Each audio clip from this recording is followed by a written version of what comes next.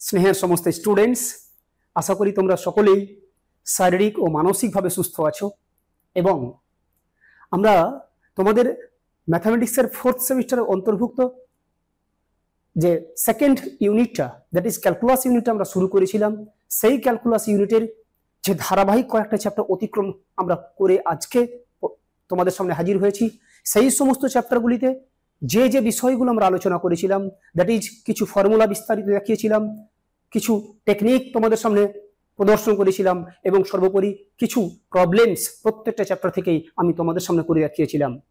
যে সমস্ত formula, technique কিংবা প্রবলেমসগুলো আমি তোমাদের সামনে দেখিয়েছিলাম, আশা করি তোমরা প্রত্যেকটা ফর্মুলা, প্রত্যেকটা টেকনিক ভালোভাবে মনে রেখেছো এবং সর্বোপরি সেই ফর্মুলা ও টেকনিককে অবলম্বন করে যে প্রবলেমগুলো করিয়েছিলাম সেই প্রবলেমগুলো একেবারে তোমাদের কাছে সুস্পষ্ট হয়ে গেছে।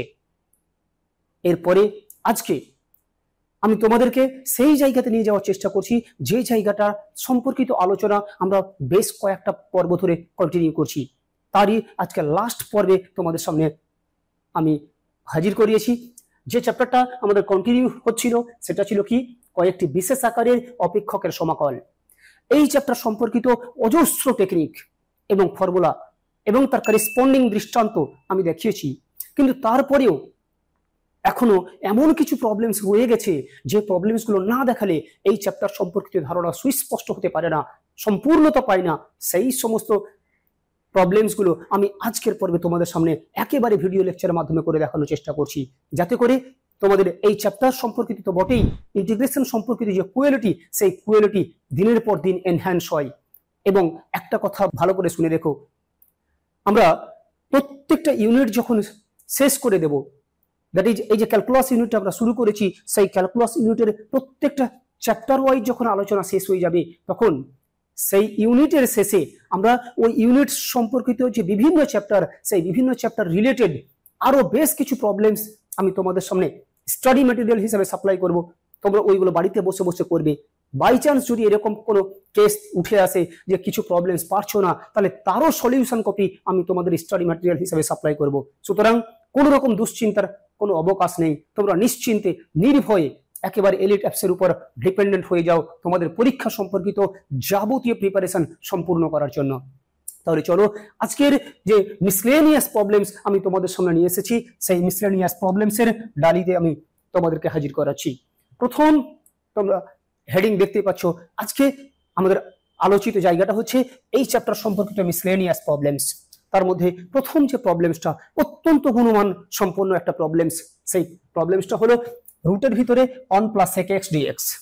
এলিট অ্যাপে উচ্চ মাধ্যমিকের প্রতিটি সেমিস্টারে পড়াশোনা হবে আরো সহজ, কারণ সেখানে তুমি মাত্র 10 টাকায় পেয়ে যাবে বাংলা, ইংরেজি সহ আর্টস এবং সায়েন্সের সমস্ত বিষয়ের এক একটি চ্যাপ্টারের ভিডিও লেকচার, সাজেশন ভিত্তিক নোটস এবং সাজেশন ভিত্তিক প্রশ্নোত্তর। সেখানে ক্লাস 12 এর ছাত্রছাত্রীদের জন্য থাকছে 400টির বেশি ভিডিও লেকচার, 600টির বেশি পিডিএফ নোটস এবং প্রতিটি টপিক বা চ্যাপ্টার থেকে সাজেশন ভিত্তিক প্রশ্নোত্তর, সাথে প্রতিটি বিষয়ের বেস্ট টিচার্স এবং টিচার্সদের সাথে সরাসরি চ্যাট করে তোমরা তোমাদের ডাউট ক্লিয়ার করতে পারবে।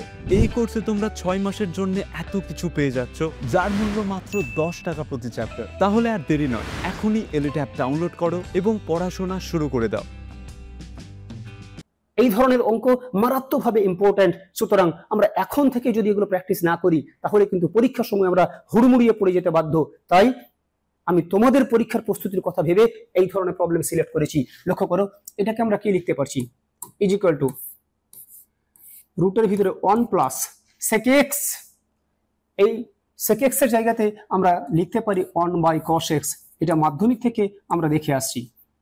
তারপর রুটের ভিতরে যদি আমরা লসাগু করে দিই, এটা হয়ে গেল cos x। cos x × 1 মানে cos x + 1 × dx। অর্থাৎ শুধুমাত্র আমরা লসাগু করেছি আর কোনো কাজ করিনি। এরপর রুটের ভিতরে খুব ভালো করে যদি ধ্যান রাখি, তাহলে ফর্মুলা ফেলার চেষ্টা করছি। দেখো, 1 + cos x, এই ফর্মুলাটা ক্লাস 11 এর অংশ কোন চ্যাপ্টারে আমরা শিখেছি, সেই ফর্মুলাটা হচ্ছে 2 cos² x/2। এবং ওই অংশকোণ চ্যাপ্টার থেকে cos x এর ফর্মুলা আমরা লেখার চেষ্টা করব, তবে cos x এর ফর্মুলাটা এক্ষেত্রে সাইন দিয়ে ফেলার চেষ্টা করছি। সেই ফর্মুলাটা ছিল 1 - 2 sin² x/2। অর্থাৎ উপর নিচ দু জায়গাতে আমরা ফর্মুলা পেয়েছি, ফর্মুলাটা হচ্ছে ক্লাস 11 এর অংশকোণ চ্যাপ্টার থেকে ফর্মুলাটা কি সেটা তোমরা মুখস্থ করে নেবে। 1 প্লাস cos x এর ফর্মুলা হচ্ছে 2 cos square x by 2, sin cos x এর ফর্মুলা sin দিয়ে হচ্ছে 1 minus 2 sin square x by 2। এক্ষেত্রে cos x এর ফর্মুলা cos দিয়েও আমরা ক্লাস 11 এ শিখেছিলাম। cos দিয়ে যদি ফর্মুলা ফেলতাম তাহলে এই জায়গাটা কিসে পরিণত হতো না, তো 2 cos square x by 2 minus 1। অর্থাৎ cos x এর ফর্মুলা cos দিয়েও ছিল, sin দিয়েও ছিল, কিন্তু আমি এক্ষেত্রে cos x এর ফর্মুলাটা sin দিয়ে ফেলেছি। কেন ফেলেছি তারও মানে যথার্থ ব্যাখ্যা আমি তোমাদের সামনে দেওয়ার চেষ্টা করব, তবে একটু ওয়েট করো, এক্ষুনি নয়। ইকুয়াল টু আমরা কি লিখছি ভালো করে লক্ষ্য করো, এই যে 2, এই 2টা যদি রুটের বাইরে বেরিয়ে আসে তাহলে √2, ওই √2টা যেহেতু কনস্ট্যান্ট একেবারে বাইরে বেরিয়ে গেল। রুটের ভিতরে পড়ে আছে cos square x by 2, cos square x by 2 যদি রুটের বাইরে বেরোয় এটা হবে cos x বাই 2। নিচে রুটের ভিতরে যেমন ছিল রেখে দিলাম 1 minus 2 sin square x by 2 dx। এবার লক্ষ্য করো, আমরা এই ইন্টিগ্রেশনের মধ্যে এমন দুটি অংশের উপস্থিতি দেখতে পাচ্ছি যাদের কোনো একটা ডেরিভেটিভ করলে আমরা অন্যটা পেয়ে যাব। ঠিক যেমনটি আমরা এই ইন্টিগ্রেশনের দ্বিতীয় চ্যাপ্টার অর্থাৎ পরিবর্তন বা প্রতিস্থাপন পদ্ধতিতে একটা টেকনিকে বলেছিলাম, যদি কোনো সমাকলনের মধ্যে এমন দুটি অংশের অস্তিত্ব আমরা খুঁজে পাই যাদের কোনো একটা ডেরিভেটিভ করলে অন্যটা পেয়ে যাব, তাহলে যেটার ডেরিভেটিভ করে অন্যটা পাবো সেটাকে জেড ধরে নিতে হয়। সেই টেকনিক আমি এখানে অবলম্বন করব। তাহলে লিখছি, লক্ষ্য করো যে let sin x by 2 is equal to হচ্ছে জেড। ডেরিভেটিভ যদি করে ফেলি, এই x বাই 2টাকে আমরা মনে মনে x ধরবো, so it will be sin x। sin x এর ডেরিভেটিভ কি না, তো cos x, x বলতে যেটা লিখেছি সেটাই। তাহলে sin x ধরে তার ডেরিভেটিভ করলাম cos x ইনটু যেটাকে x ধরেছি, কাকে x ধরেছি, x বাই 2 কে, তারও তো আবার ডেরিভেটিভ করতে হবে। তাই x বাই 2 এর ডেরিভেটিভ করলে হাফ হচ্ছে কনস্ট্যান্ট বাইরে বেরিয়ে গেল, x এর ডেরিভেটিভ হচ্ছে 1 ইজ ইকুয়াল টু z এর ডেরিভেটিভ যদি করি x এর সাপেক্ষে এটা হবে dz dx। তাহলে cos x বাই 2 রেখে দিলাম, এই dx টা এখানে নিয়ে চলে এলাম, তাহলে এই যে হাফ এখানে আছে এই হাফটা যদি গুণ করে দিয়ে দিকে তাহলে এটা হয়ে যাবে 2dz। আশা করি ব্যাপারটা তোমরা বুঝতে পেরেছো, কেননা এই ধরনের সাবস্টিটিউশন এবং তাকে ডেরিভেটিভ করার কাজটা আমরা প্রায় প্রত্যেকটা অঙ্কে সম্পাদন করেছি। এবার আমরা সম্পূর্ণ নতুন ভ্যারিয়েবল দিয়ে ওই ইন্টিগ্রেশনটাকে লেখার চেষ্টা করব। কি লেখা আছে লক্ষ্য করো, √2 বাইরে ছিল রেখে দিলাম, cos x বাই 2 dx, এই যে cos x বাই 2 dx এর পরিবর্তে হলো 2dz, নিচে রুটের ভিতরে 1 মাইনাস 2z স্কয়ার, কেননা sin x বাই 2 সমান আমরা z ধরেছি তাহলে তার স্কয়ার, সুতরাং z স্কয়ার হয়ে যাবে ইজ ইকুয়াল টু এই 2টাও বাইরে বেরিয়ে গেল 2√2 dz বাই রুটের ভিতরে। আমি এর আগে একাধিকবার এই ধরনের প্রবলেমস করিয়েছি, সেক্ষেত্রে কি বলেছিলাম যে x স্কয়ার যুক্ত কিংবা z স্কয়ার যুক্ত যে পদটা থাকবে সেই পদের সহগকে আমরা 1 বানাবো। তাহলে এখান থেকে আমরা 2 কমন নিয়ে নেব, 2 কমন নিয়ে নিলে এটা হবে হাফ মাইনাস z স্কয়ার। আচ্ছা, আমরা একেবারে এদিকে চলে আসছি, লক্ষ্য করো ইজ ইকুয়াল টু 2√2 ইনটু, এখন কি পড়ে আছে সেটা একটু ধ্যান দেবো আমরা, dz বাই এই যে রুটের ভিতরে 2, এই 2টা একেবারে আমরা বাইরে বের করে দিচ্ছি, তাহলে বাইরে যখন বেরোবে এটা √2 হয়ে বেরোবে, তাহলে 1/√2 আমরা বাইরে বের করে দিলাম। তাহলে ভিতরে পড়ে থাকলো কি, রুটের ভিতরে 1/2, এটাকে কার স্কয়ার লিখতে পারি না, তো 1/√2 তার স্কয়ার মাইনাস z স্কয়ার। তাহলে এই √2 এই √2 কেটে গেল, পড়ে থাকলো 2 ইনটু, এবার এই ফর্মুলাটা আমরা শিখেছি আংশিক সমাকলন চ্যাপ্টারে, উপরে কনস্ট্যান্ট 1, নিচে রুটের ভিতরে a square minus x square. তোমরাই বলো দেখি, যারা ইন্টিগ্রেশন শিখবো এই মানসিকতা নিয়ে প্রতিদিন প্র্যাকটিস করছো তারা অবশ্যই বলতে পারবে। তাহলে উপরে কনস্ট্যান্ট, নিচে রুটের ভিতরে a square minus x square, এটা কার ফর্মুলা, সেটা হলো sin inverse x by a এর ফর্মুলা। তাহলে লিখছি sin ইনভার্স x বলতে এখানে z বাই a মানে 1/√2 প্লাস c, তাহলে পড়ে থাকলো 2 sin ইনভার্স, z এর মানটা আমরা বসিয়ে দেবো, z এর মান কত ধরেছিলাম sin x বাই 2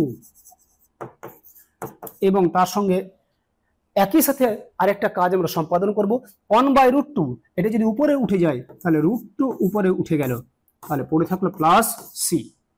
তাহলে কি কি করলাম লক্ষ্য করো, জেড এর জায়গায় জেড এর মান বসিয়ে দিয়েছি, বাই ছিল 1/√2, তাহলে 1/√2টা উপরে তুলে দিলে শুধু √2 উপরে উঠে যাবে, তাই √2 আমরা গুণ করে দিয়েছি।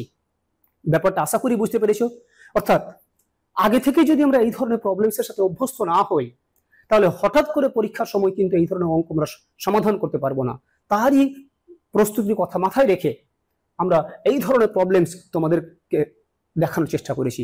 আশা করি পুরো বিষয়টা একেবারে ছবির মতো ক্লিয়ার হয়ে গেছে। এরপরে আমরা নেক্সট একটা প্রবলেমস তোমাদের সামনে নিয়ে আসবো। যে প্রবলেমসটা এখন তোমরা ডিসপ্লেতে দেখতে পাচ্ছ, সেই ধরনের টেকনিক নিয়ে অঙ্ক বহুবার আমি করিয়েছি, তারপরও হাজির করেছি। এক্ষেত্রে একটা বিশেষ মেসেজ আমি এই অঙ্কটার মধ্য দিয়ে তোমাদের সামনে রাখতে চাইছি। সেটা কি, একটা মানে গল্পের কথা বলি, তাহলে তোমাদের সামনে বিষয়টা পুরো ক্লিয়ার হবে। সেটা কি, যে আমরা বলতে সমস্ত শিক্ষার্থীর কথা বলছি, যে আমরা যে সমস্ত শিক্ষার্থী, সেই সমস্ত শিক্ষার্থীগুলো যারা ম্যাথামেটিক্সকে অন্ততপক্ষে ভালোবাসি, ম্যাথামেটিক্স করার চেষ্টা করি, সেই সমস্ত স্টুডেন্টস গুলোকে আমি লক্ষ্য রেখে কথা বলছি। যে তোমরা দেখবে যে যখন আমরা ইন্টিগ্রেশনের প্রথম চ্যাপ্টারে ছিলাম, অনির্দিষ্ট সমাকল, তখন সেই চ্যাপ্টারের ফর্মুলাগুলি, সেই চ্যাপ্টারের টেকনিকগুলি কিংবা সেই চ্যাপ্টারের অঙ্কগুলি আমরা নির্দ্বিধায় করতে পারছি। কোনো ঝামেলার মধ্যে আমাকে অযথা পড়তে হচ্ছে না। আবার যখন ওই চ্যাপ্টার পার করে ঠিক পরের চ্যাপ্টারে পরিবর্তন ও প্রতিস্থাপন পদ্ধতিতে পদার্পণ করলাম, তখন এই চ্যাপ্টারের টেকনিক, এই চ্যাপ্টারের ফর্মুলা এবং এর করেসপন্ডিং অঙ্কগুলি আমাদের সামনে আস্তে আস্তে সহজ হতে লাগলো। কিন্তু একই সাথে আরো একটা জিনিস যেটা আমাদের ভিতরে হতে শুরু করেছে, সেটা কি, এর আগের চ্যাপ্টারে, দ্যাট ইজ অনির্দিষ্ট সমাকলন চ্যাপ্টারে যে সমস্ত অঙ্ক, প্রবলেমস, থিওরেমস কিংবা ফর্মুলা কিংবা টেকনিক নিয়ে আলোচনা করেছিলাম, সেগুলো আস্তে আস্তে তোমাদের মন থেকে ফেড হতে শুরু করেছে। অর্থাৎ ওই চ্যাপ্টারের অঙ্কগুলো এখন মনে হচ্ছে যে মানে একটা সংশয়ে পরিপূর্ণ হয়ে গেছে, পারবো কি পারবো না। ঠিক একই রকম ভাবে যখন তুমি থার্ড এক্সারসাইজে চলে এলে, দ্যাট ইজ আংশিক সমাকলন, তখন মনে হচ্ছে এর আগের চ্যাপ্টারের অঙ্কগুলো আবার প্রায় ভুলে গেছি, কিংবা আগের চ্যাপ্টারের ফর্মুলা টেকনিক দিয়ে অঙ্কগুলো আর বর্তমান চ্যাপ্টারের টেকনিক, ফর্মুলা, প্রবলেমস গুলো একে অপরের সাথে গুলিয়ে যাচ্ছে। এর ফলে কি ঘটছে, কোনো একটা করেসপন্ডিং চ্যাপ্টার করার সময় ওই চ্যাপ্টারের যাবতীয় অঙ্কগুলো বুঝতে পারলেও যখন সবগুলি চ্যাপ্টারে একসঙ্গে মিলিয়ে মিশে তোমাদেরকে অঙ্ক করতে দেওয়া হচ্ছে, কিংবা যখন তোমরা অঙ্ক করার চেষ্টা করছো, তখন দেখছো যে একেবারে তোমরা বেসামাল হয়ে পড়ছো। মানে কোনটা প্রবলেমস কোন চ্যাপ্টারের মতো করে করব, কোন ফর্মুলার মতো করে করব, কোন টেকনিকের মতো করে করব, সেটা কিন্তু আমরা ঠিকঠাক বুঝে উঠতে পারছি না। এই যে সমস্যা, যারা ম্যাথামেটিক্সকে ভালোবাসো সেই সমস্ত স্টুডেন্টসের ক্ষেত্রে এই প্রবলেমসটা উঠে আসবে। সেই প্রবলেমসটা রিকভার করার জন্য আমি একটা দাওয়াই তোমাদের সামনে দিচ্ছি। সেই দাওয়াইটা তোমরা যদি ভালোভাবে মাথায় রাখতে পারো, তাহলে অবশ্যই এই সম্পর্কিত সমস্যা দূর হয়ে যাবে। কি করবে? প্রথম কাজ হলো, আমরা যখন যে চ্যাপ্টারের মধ্যেই অবস্থান করি না কেন, দেখা গেল আজকে আমি কয়েকটি বিশেষ আকারে অপেক্ষক সমাকলন চ্যাপ্টারে রয়েছি, আজকে যে ক্লাসটা করলাম সেই ক্লাসটা তোমরা আমার সাথে প্যারালাল ভাবে করছো। করার পরে যেই ভিডিও লেকচার শোনা হয়ে গেল, প্রত্যেকটা প্রবলেমস লাইন বাই লাইন বোঝা হয়ে গেল, তারপরে তোমরা নিজে থেকে না দেখে করার চেষ্টা করবে। এরকম হতে পারে যে তুমি কিছু অঙ্ক আছে একেবারে সঠিকভাবে নামিয়ে নিতে পেরেছো, আবার কিছু প্রবলেমস আছে যে তুমি কোনো কোনো জায়গায় আটকে গেছো। যে জায়গাটা আটকে যাচ্ছ সেই জায়গাটা আবার দেখে নিলে, তাহলে মাথার মধ্যে স্পেশাল ভাবে নক হয়ে থাকলো যে আমার এই জায়গাটা, এই প্রবলেমটা করতে গিয়ে আটকে গেছিল। তাহলে ওই জায়গাটা যখন দেখে নেবে, তখন মাথায় এইরকম করে ইয়াদ রাখার চেষ্টা করবে যে হ্যাঁ, এই প্রবলেমটা করতে গিয়ে তো আমার একটা জায়গায় আটকে ছিল। কোন জায়গাটা আটকে ছিল? কিন্তু ওই পার্টিকুলার একটা জায়গা, সেই পার্টিকুলার জায়গা তো আমি দেখেছিলাম, কিভাবে সেটা সমাধান করেছি স্যার। তখন তুমি ওই জায়গাটা যখন মাথার মধ্যে স্পেশাল ভাবে নক করে রাখবে, তখন পরবর্তীকালে কিন্তু ওই প্রবলেমটা আর ওই জায়গাটা আটকে যাবে না। নাম্বার 1। নাম্বার 2, তোমরা যখন আমার প্যারালাল ভাবে ভিডিও লেকচার দেখে নেওয়ার পরে সেই অঙ্কগুলি আবার নিজে থেকে করলে, তখন মানে কিভাবে অঙ্ক করবে, কি পরিস্থিতি আসতে পারে সেটা বললাম।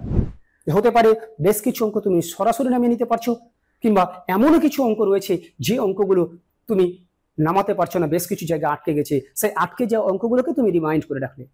কিন্তু তার সাথে যেটা করতে হবে, যে এই চ্যাপ্টার সম্পর্কিত প্রবলেমসগুলো তুমি যেমন করলে, তার পাশে আরো আধ ঘন্টা কিংবা 45 মিনিট তোমাকে সময় রাখতে হবে যে এর আগের পর্বগুলোতে যে ক্লাসগুলো আমি নিয়েছিলাম সেই ক্লাসগুলো প্রতিদিন তোমাকে আধ ঘন্টা করে করতে হবে। অর্থাৎ আমি আছি 5 নম্বর চ্যাপ্টারে আজকে, সরি 5 নম্বর পর্বে, 5 নম্বর পর্বের মানে প্র্যাকটিসটা তোমরা করে নেওয়ার পরে আধ ঘন্টা সময় এরকম করে রাখবে কিংবা 15 মিনিট সময় রাখবে যে এর আগে যে পর্বগুলো আলোচনা হয়েছে, অর্থাৎ 4 নম্বর পর্বের কয়েকটা অঙ্ক তুমি করবে। দেখা গেল 4 নম্বর পর্বে আমি 5টা অঙ্ক করিয়েছিলাম, তাহলে 2টো অঙ্ক তুমি আজকে করো। আবার আগামীকালকে তুমি কি করবে যে আজকে যে পর্বটা আলোচনা হলো সেই পর্বটা আবার একবার রিভিশন করার পরে আবার 15 মিনিট কিংবা আধ ঘন্টা ফাঁকা রেখেছো, ওই আধ ঘন্টার মধ্যে এই যে চতুর্থ পর্বে 2টো অঙ্ক করেছিলাম, আরো 3টে অঙ্ক পড়ে রয়েছে, ওই 3টে অঙ্ক আবার তুমি প্র্যাকটিস করবে। এইভাবে তুমি পিছন দিকে যদি প্রতিদিন একবার একবার করে টানতে শুরু করো, তখন কি ঘটবে জানো? তখন তোমার মধ্যে মনের মধ্যে এই সংশয় দূর হয়ে যাবে যে যে সমস্ত চ্যাপ্টারগুলি আমরা শেষ করে ফেলেছি সেই সমস্ত চ্যাপ্টারগুলি থেকে যে কোনো প্রবলেমস দিলে আমি করতে পারবো, নাম্বার 1। নাম্বার 2, এর আগের প্রত্যেকটা এক্সারসাইজে যে ফর্মুলা যে টেকনিকগুলো হয়েছিল সমস্ত ফর্মুলা এবং টেকনিকগুলো আমার একেবারে সম্পূর্ণরূপে আপডেট হয়ে আছে। নাম্বার 3, যখন এই পর্বের আলোচনা চলাকালীন আমি পূর্বের কোনো এক্সারসাইজের রেফারেন্স কিংবা পূর্বের কোনো এক্সারসাইজের ফর্মুলা সম্পর্কে জানতে চাইবো, তখন তোমরা সরাসরি কোনো রকম ভাবনা চিন্তা ছাড়াই করতে পারবে। অর্থাৎ ম্যাথামেটিক্স সম্পর্কে তোমার যে মানে আগ্রহ, সেই আগ্রহটা আরো দিনের পর দিন বাড়তে শুরু করবে, তোমার আত্মবিশ্বাস গ্রো হবে। এই আত্মবিশ্বাস তোমাকে অঙ্ক করতে এবং অঙ্কের প্রতি ভালোবাসা জন্মাতে সাহায্য করবে। আশা করি ব্যাপারটা ক্লিয়ার হয়েছে। আমি এই কথাটা বললাম এই কারণেই, এই যে বিশেষ অঙ্কটা, এই বিশেষ অঙ্কটা করার টেকনিক আমি এর আগের পর্বে আলোচনা করেছি। তাই যদি তোমরা কেউ আমার কথা মোতাবেক প্র্যাকটিস করে থাকো, তাহলে অবশ্যই এই অঙ্কটা করতে গিয়ে কি টেকনিক অবলম্বন করবে সেটা বলতে পারবো। সেটা কি বলেছিলাম যে উপর নিচকে আমরা cos স্কয়ার x দিয়ে ভাগ করব। তাহলে চলে আসছি, উপর নিচকে cos স্কয়ার x দিয়ে যদি ভাগ করি, উপরে কিছু নেই মানে তো 1 আছে, তাহলে 1/cos square x, it will be sec square x। cos square x দিয়ে যদি ভাগ করি তাহলে sin স্কয়ার x এর নিচে cos স্কয়ার x, তার মানে এটা হবে a square tan square x plus এটাকে যদি cos স্কয়ার x দিয়ে ভাগ করি তাহলে শুধু পড়ে থাকলো b স্কয়ার। আশা করি ব্যাপারটা বুঝতে পেরেছো। এরপর আবার এখানে পরিবর্তন ও প্রতিস্থাপন পদ্ধতি যে টেকনিকটা এর আগের অঙ্কটাতে আলোচনা করেছি সেই সেম টেকনিকটা প্রয়োগ করব। এখানে এমন দুটি অংশের উপস্থিতি আছে যাদের কোনো একটা ডেরিভেটিভ করলে আমরা অন্যটা পেয়ে যাব। তাহলে আমরা এই যে লক্ষ্য করো tan x, এই tan x এর ডেরিভেটিভ করলে sec স্কয়ার x পাবো, তার মানে tan x সমান z ধরে নেব। তাহলে লিখছি লেট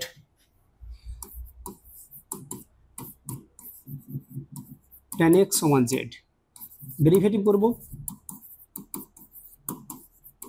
tan x এর derivative sec square x is equal two dz dx, কোনাকুনি যদি গুণ করে দিই sec square x dx is equal two হয়ে গেল dz। এবার সম্পূর্ণ নতুন ভ্যারিয়েবল দিয়ে ওটাকে লেখার চেষ্টা করছি, লক্ষ্য করো।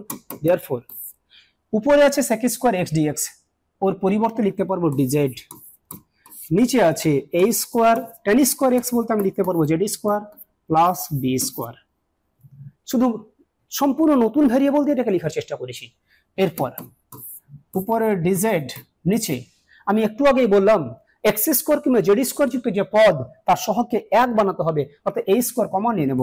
a স্কয়ার যদি কমন নিয়ে নিই তাহলে এটা পড়ে থাকবে z square plus b square by a square. এই যে a স্কয়ার এটা বাইরে বের করে দিচ্ছি, 1/a স্কয়ার dz বাই এখানে পড়ে আছে z স্কয়ার প্লাস এটাকে কার স্কয়ার লিখতে পারি তোমরা অবশ্যই রিয়ালাইজ করতে পারছো, সেটা হলো b/a তার square is equal two 1/a square. এই যে লক্ষ্য করো আবার এখানে ফর্মুলা পড়ে গেছে। তাহলে ফর্মুলাটা কারা বলতে পারবে? যারা এর আগের পর্বগুলিতে যে এক্সারসাইজ বা যে আলোচনাগুলো হয়েছে সেই এক্সারসাইজ কিংবা আলোচনাগুলো যারা মন দিয়ে শুনেছো, যারা ধারাবাহিকভাবে পূর্বের মানে পর্বগুলোতে আলোচিত অঙ্কগুলো, আলোচিত ফর্মুলাগুলো বারবার রিভিশন করছো, তারা অবশ্যই বলতে পারবে। সেটা কি? যে উপরে কনস্ট্যান্ট মানে 1, নিচে x square plus a square. সেই ফর্মুলাটা আমরা শিখেছিলাম পরিবর্তন ও প্রতিস্থাপন পদ্ধতিতে। সেই ফর্মুলাটা ছিল 1/a, a মানে এই যে b/a, tan inverse x by a, x বলতে জেড বাই এ মানে b by a plus c. তাহলে ফর্মুলাটা বুঝতে পেরেছো, 1 by a tan inverse x by a plus c. ফর্মুলাটা সঠিকভাবে প্রয়োগ করার পরে এবারে ক্যালকুলেশন শুরু করবো। লক্ষ্য করো, এই এ স্কোয়ার কাটলে একটা এ পড়ে থাকবে, কারণ বাইরে 1 by a b tan inverse z এর মান কত বসিয়ে দেবো tan এক্স, এই যে বি বাই এ এটা যদি উপরে তুলে দিই তাহলে এ বাই বি হয়ে যাবে, তাহলে এ বাই বি প্লাস সি। এই তো হয়ে গেল। লক্ষ্য করো, খুব জটিলতার মধ্যে আমাদেরকে পড়তে হয়নি। এবং এইরকম টাইপের যেহেতু অঙ্ক করেছো, সঙ্গে সঙ্গে তোমাদের মনের মধ্যে এই ধারণা তৈরি হয়ে যাওয়ার কথা যে স্যার এই অঙ্কটা করতে গেলে অমুক টেকনিক দিয়ে আমাকে শুরু করতে হবে। যদি এই মনোবলটা তোমাদের মধ্যে চলে আসে, যদি ইন্টিগ্রেশন দেখা মাত্র মনে পড়ে যায় যে অমুক টেকনিক দিয়ে অমুক ফর্মুলার মাধ্যমে করতে হবে, তাহলে তুমি সেই ইন্টিগ্রেশনটা করতে পারবে। অন্যথায় কোনো মতেই তুমি একটা ইন্টিগ্রেশন শুরু করতে পারবে না, কিংবা ইন্টিগ্রেশনের মানে সঠিক সমাধান দেখাতে পারবে না। ব্যাপারটা ক্লিয়ার হয়েছে আশা করি। এরপরে লক্ষ্য করো, সম্পূর্ণ মানে ভিন্ন ধর্মী একটা অঙ্ক তোমাদের সামনে নিয়ে এসেছি, সেটা হলো রুটের ভিতরে 1 প্লাস কোসেক এক্স ডিএক্স। আজকে পর্বে প্রথম একটা অঙ্ক দেখিয়েছিলাম এইরকম টাইপের, সেটা ছিল রুটের ভিতরে 1 প্লাস সেক এক্স।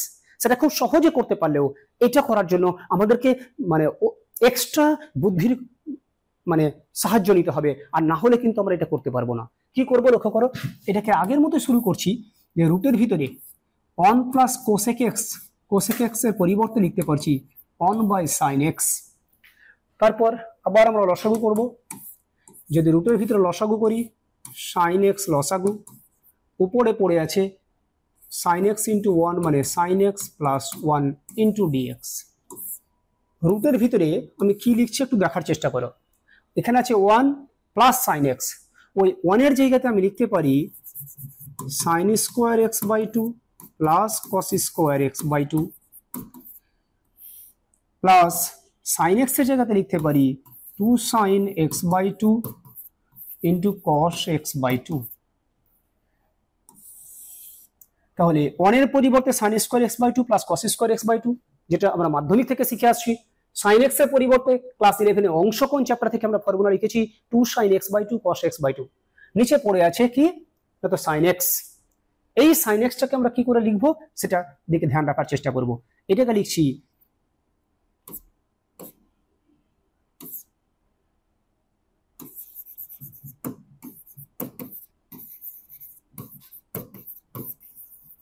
এটাকে কি লিখলাম লক্ষ্য করো, 1 minus sine x by 2 minus cos x by 2 তার স্কোয়ার। তার মানে এইটাকে যদি আমরা মনে মনে ভাঙতে শুরু করি তাহলে ব্যাপারটা তোমাদের সামনে ক্লিয়ার হবে। সেটা কি আমরা রাফে করে দেখাচ্ছি, লক্ষ্য করো যে 1 মাইনাস এ মাইনাস বি তার স্কোয়ারের ফর্মুলা, সেটা কি এ square minus 2 A B plus b square. অর্থাৎ নিচেরটাকে যদি পুরোটা ভেঙে দিই তাহলে এইরকমটা দেখাবে। তাহলে কি হবে লক্ষ্য করো, is equal to 1 minus sine square x by 2 plus cos square x by 2, এর ভ্যালু কত 1 minus 2 sine x by 2 cos x by 2, এর ফর্মুলাটা হচ্ছে সাইন এক্স। তাহলে কি থাকলো, ব্র্যাকেট যদি আমরা ওমিট করে দিই 1 মাইনাস 1 মাইনাস মাইনাসে প্লাস সাইন এক্স, 1 মাইনাস 1 কেটে গেল, তাহলে পড়ে থাকলো শুধু সাইন এক্স। তাহলে লক্ষ্য করো সাইন এক্স এর পরিবর্তে আমরা যেটা লিখেছি সেই লেখাতে কোনো ভুল নেই, সম্পূর্ণরূপে নির্ভুল। তাহলে কেন লিখেছেন স্যার, আমরা বিশেষ একটা উদ্দেশ্যকে সাধন করার জন্যই আমরা এই ধরনের মানে রাশিমালা সাইন এক্স এর পরিবর্তে লিখে ফেলেছি। কি উদ্দেশ্য আছে সেই উদ্দেশ্যটাও তোমরা রিয়েলাইজ করতে পারবে, একটু তোমরা ভালো করে ধ্যান দিয়ে দেখো। তাহলে এখানে কি বলা হচ্ছে লক্ষ্য করো, সাইন এক্স প্লাস 1, এই যে 1, এই 1 এর পরিবর্তে মাধ্যমিকের ফর্মুলা ফেললাম, সাইন এক্স এর পরিবর্তে অংশকোণ থেকে ফর্মুলাটা ফেললাম, আর নিচে যে সাইন এক্স সেই সাইন এক্সটাকে একটু কারসাজি করে আমি এই আকারে লেখার চেষ্টা করেছি। এটা লিখতে পারি কি পারি না তার রেসপেক্টে আমি তোমাদের সামনে উদাহরণে সেটাকে একেবারে সম্পূর্ণরূপে ব্যাখ্যা করার চেষ্টা করেছি। এরপর কি দাঁড়ালো তাহলে লক্ষ্য করো, উপরে একটা পূর্ণ বর্গাকার রাশি আমরা পেয়ে গেছি, সেটা কি a square plus 2ab plus b square. সেটা কার ফর্মুলা, সেটা ফর্মুলা লিখছি রুটের ভিতরে a প্লাস বি তার স্কোয়ার, আর নিচে পড়ে আছে 1 minus sin x by 2 minus cos x by 2 তার স্কোয়ার dx। এবার যেহেতু উপরে রুটের ভিতরে একটা পূর্ণবর্গ রাশি পেয়ে গেছি, তাহলে এই স্কোয়ার আর রুটটা ক্যান্সেল হয়ে যাবে। তাহলে কি পড়ে থাকছে লক্ষ্য করো, উপরে পড়ে থাকবে sin x by 2 plus cos x by 2, আর নিচে পড়ে আছে রুটের ভিতরে 1 minus sin x by 2 minus cos x by 2 তার স্কোয়ার। তাহলে এটা যেহেতু স্কোয়ার ছিল, রুট থেকে বাইরে বেরিয়ে গেল, কিন্তু এইটা রুটের ভিতরে থাকবে, এটা কিন্তু আমরা যাতে ভুলে না যাই, তাহলে রুটের ভিতরে যেমনটা ছিল আমি ওরকমটা লিখে দিয়েছি। স্যার নিচে এরকম কেন আপনি লিখেছেন? আপনি বললেন একটা উদ্দেশ্য চরিতার্থ করার জন্য, সেই উদ্দেশ্যটা এবার খুলে বলুন। এবার আমি বলছি লক্ষ্য করো, আজকে যে 3 নম্বর প্রবলেম চলছে, প্রত্যেকটা প্রবলেম আমি সেই টেকনিকটা প্রয়োগ করেছি যেটা আমার উদ্দেশ্য। আজকে উদ্দেশ্যটা কি, যে এখানে এমন দুটি অংশের উপস্থিতি আছে যাদের কোনো একটা ডেরিভেটিভ করলে আমরা অন্যটা পেয়ে যাব। যেমনটি আমরা যদি এর ডেরিভেটিভ করি তাহলে আমি এই পুরো অংশটা পেয়ে যাব। তাহলে এইটা সমান আমরা জেড ধরে নেব। তাহলে ধরে নিচ্ছি let sin x by 2 minus cos x by 2 সমান জেড।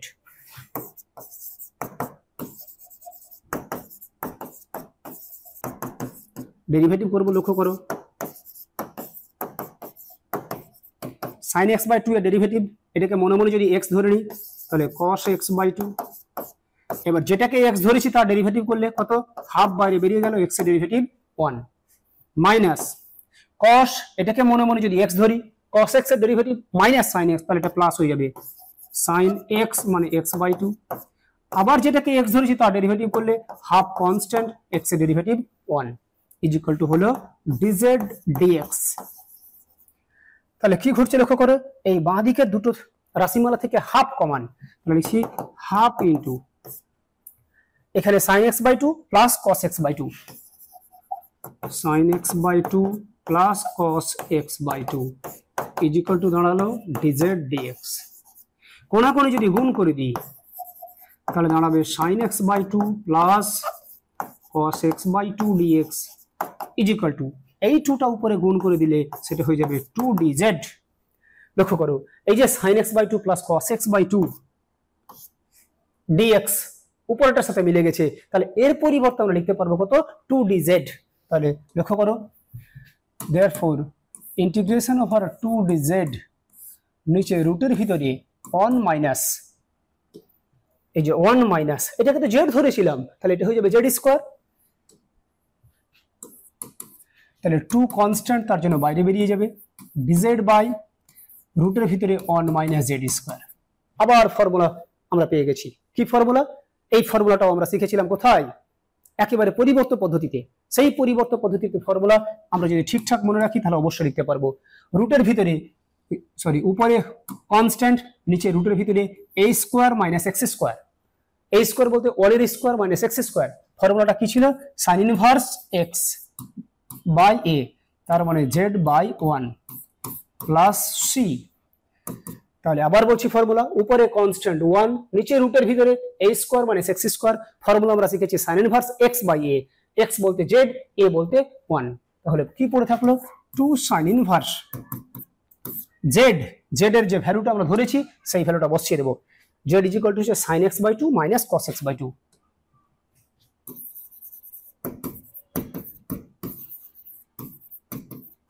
প্লাস সবশেষে কি না তো c। এই তো লক্ষ্য করো আমরা খুব সহজে সমাধানটা বের করতে পেরেছি। তবে এইটা বলে রাখছি, এই যে 3 নম্বর অঙ্কটা দেখালাম আর আজকে 1 নম্বর অঙ্ক দেখিয়েছি, এই দুটোর মধ্যে একটা অঙ্ক মানে পরীক্ষায় কমান আসার সম্ভাবনা কিন্তু প্রবল পরিমাণে রয়েছে। তাই দুটো অঙ্ক তোমরা ভালোভাবে প্র্যাকটিস করবে। এরপরে আজকে 4 নম্বর প্রবলেম তোমাদের সামনে নিয়ে এসেছি। সেটা কি, x³ dx by x to the power 4 plus 3x square plus 2। এই অঙ্কটা প্রাথমিকভাবে দেখে অদ্ভুত বলে মনে হলেও 2 লাইন করার পরে অঙ্কটা তোমাদের কাছে অত্যন্ত সুপরিচিত হয়ে যাবে। সেটা কি, লক্ষ্য করো উপরে x³ কে আমি লিখতে পারি x square into x dx, অবশ্যই পারি। নিচে x টু দি পাওয়ার 4 কে লিখবো x স্কয়ার তার square plus 3 into x square plus 2। এরপর আমরা যে টেকনিকটা বারবার আজকে প্রয়োগ করেছি সেই টেকনিক মোতাবেক কাজ শুরু করব। আমরা এখানে দুটো অংশ দেখতে পাচ্ছি, যার মধ্যে একটা অংশ হচ্ছে x স্কয়ার, যেটা ডেরিভেটিভ করলে আমরা x কে ফিরে পাবো। এই যে লক্ষ্য করো x স্কয়ার এখানেও আছে এক্স স্কোয়ার, এখানেও আছে এক্স স্কোয়ার। এই এক্স স্কোয়ারকে যদি ডেরিভেটিভ করি তাহলে ডেরিভেটিভ করলে অবশ্যই আমরা এই অংশটা ফিরে পাবো। তাই যেটাকে ডেরিভেটিভ করে অন্য অংশ পাবো সেটাকে জেড ধরে নেব। লেট এক্স স্কোয়ার সমান জেড। এক্স স্কোয়ারের ডেরিভেটিভ হচ্ছে 2x is equal two dz dx। আচ্ছা, এক্স কে রেখে এই ডিএক্সটা যদি ওখানে রেখে দিই তাহলে 2টা এদিকে চলে আসবে হাফ dz। তাহলে একটা অংশ ডেরিভেটিভ করে আমরা অন্য অংশটা পেয়েছি, সুতরাং যে অংশটা ডেরিভেটিভ করে অন্যটা পাচ্ছি সেটাকে আমরা জেড ধরে নেব। সেই রীতি মোতাবেক আমরা এটাকে প্রসিড করেছি। এর ফলে সম্পূর্ণ নতুন ভেরিয়েবল দিয়ে যদি এটাকে লেখার চেষ্টা করি কি হবে লক্ষ্য করো। এক্স স্কোয়ারের ভ্যালু ধরেছি জেড, এক্স ইন্টু ডিএক্স এর পরিবর্তে হচ্ছে হাফ ডিজেড, নিচে এর পরিবর্তে জেড তার square plus 3 into z plus 2। এই হাফটা বাইরে বেরিয়ে গেল, তাহলে পড়ে থাকলো জেড ডিজেড। নিচে আমরা এটাকে মিডল ফ্যাক্টর করে নেব, Z square plus 3z plus 2। এই মিডল ফ্যাক্টরটা আমরা সকলেই করতে পারবো আশা করি। জেড স্কোয়ার প্লাস 2, আর এখানে কিছু নেই মানে 1 আছে, 2 কে ভেঙে 3, তার মানে 2 প্লাস 1। 3 এর জায়গায় লিখছি 2 প্লাস 1 ইন্টু জেড প্লাস 2, তাহলে হাফ ইন্টু জেড ডিজেড। নিচে Z square plus 2z plus 1 into z plus 2। একেবারে মিডল ফ্যাক্টর যেটা তোমরা ক্লাস 8 থেকে করে আসছো সেই প্রসেসটা আমি এখানে প্রয়োগ করার চেষ্টা করেছি। তাহলে প্রথম দুটো থেকে কি কমন যাবে তোমরাই বলো দেখি। প্রথম দুটো থেকে জেড কমন, তাহলে জেড প্লাস 2। লাস্টের কার দুটো থেকে কি কমন যাবে?